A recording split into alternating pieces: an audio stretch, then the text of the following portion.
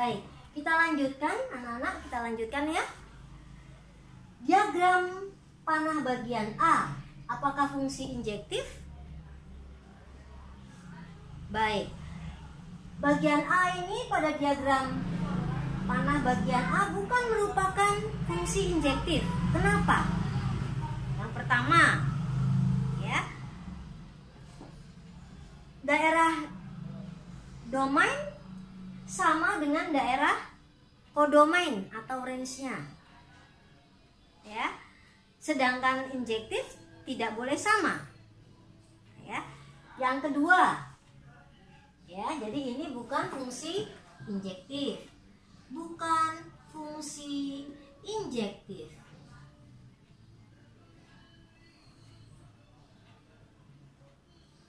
Ya, bukan fungsi injektif. Kenapa? Karena ada dua unsur atau dua elemen pada daerah asal, yaitu -1 dan 1, ya, direlasikan ke 1. Jadi ada dua, itu nggak boleh, ya, nggak boleh ada dua unsur atau dua elemen yang direlasikan ke unsur elemen yang himpunan D, ya. Jadi dia bukan injektif, ya. Bagian B, bagian B tadi apa? Kenapa dia bukan injektif? Karena sama, ya, elemennya sama, ya. Yang kedua, ada dua unsur yang dipasangkan ke himpunan B atau ke kodomain, ya. Nah, sekarang bagian B, ya, bagian B, diagram panah bagian B ini adalah fungsi injektif. Kenapa? Ya, kenapa? Karena unsur pertama berbeda dengan unsur yang kedua, ya, dan direlasikan satu-satu. Ini tidak masalah, ya, tidak masalah kalau pada kodomainnya atau pada daerah kodomainnya ada unsur yang tidak mendapat pasangan, tidak apa-apa, ya. Jadi untuk bagian B, diagram panah bagian B adalah fungsi injektif. Nah, itu dia, ya. Baik.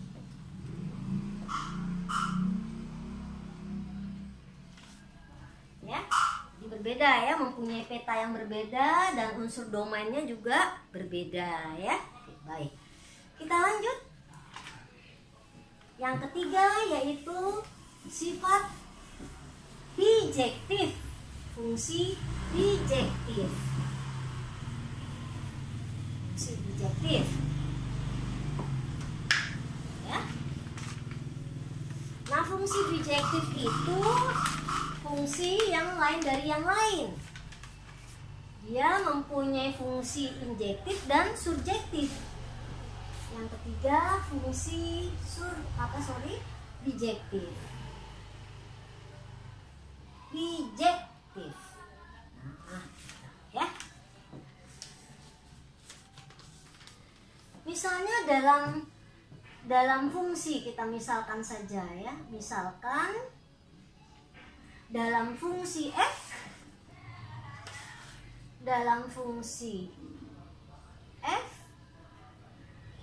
A direlasikan ke B dengan himpunan A, yaitu 3, 4, dan 5, dan himpunan B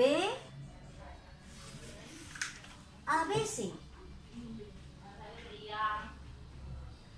Oke. Ya, ini dapat kita selesaikan dengan diagram atau dengan susunan berurut, ya. Jadi dapat dinyatakan ini, ya. Ini dapat dinyatakan dengan susunan berurut. atau kita dapat nyatakan dengan pasangan berurut juga boleh.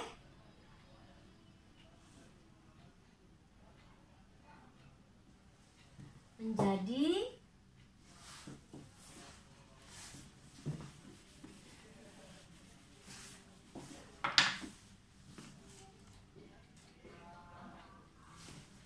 berurut menjadi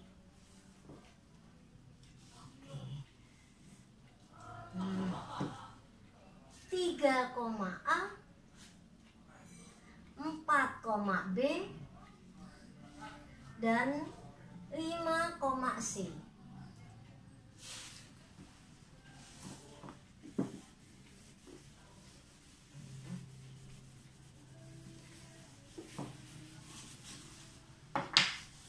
Dan 5, C. Nah, gitu ya.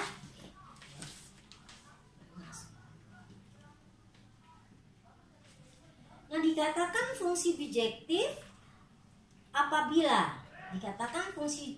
apabila dia mempunyai fungsi injektif dan juga mempunyai fungsi surjektif. Ya, jadi sebuah fungsi bijektif bisa dikatakan bijektif apabila jika maka fungsi bijektif itu mempunyai fungsi injektif dan surjektif. Jadi dia mempunyai dua fungsi yang lainnya, ya. Jadi kesimpulannya apa? Ya, kesimpulannya dari fungsi bijektif adalah fungsi f di mana A dipetakkan ke B disebut bijektif,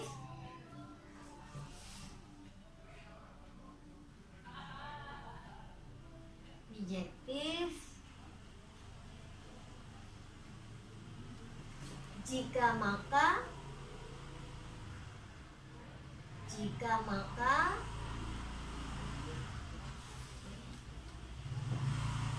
maka fungsi F sekaligus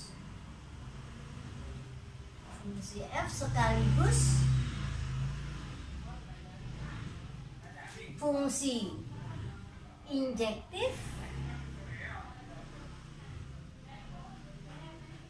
dan bijektif dan surjektif, maaf ya, dan fungsi surjektif. Ini kesimpulannya. Jadi kata-kata ini yang kamu ambil, jadi dia mempunyai dua fungsi.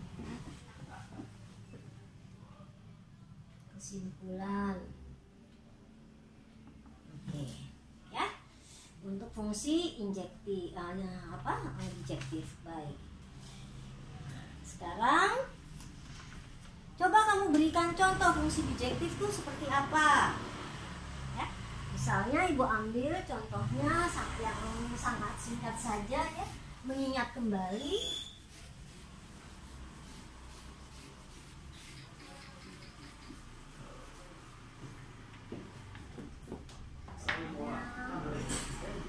Contohnya misalnya ya, himpunan A, di sini himpunan B,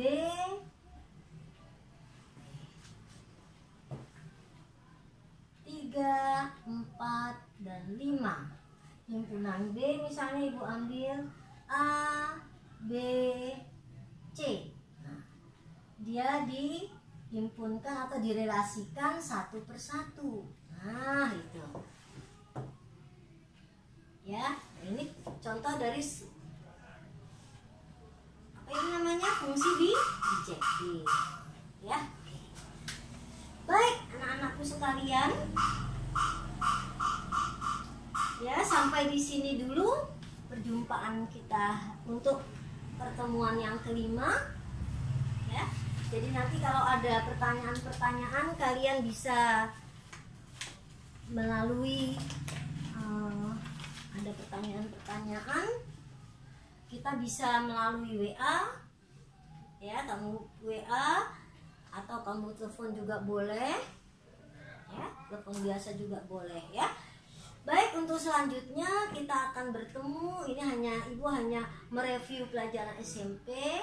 Untuk pertemuan yang ke-6 kita akan berjumpa ke fungsi eksponensial. Jangan lupa kamu siapkan kertas berpetaknya biar agak cepat sedikit ya. Baik, terima kasih atas perhatian kalian semuanya. Semoga sedikit ilmu yang Ibu berikan bermanfaat untuk kalian ya. Ibu akhiri, assalamualaikum warahmatullahi wabarakatuh.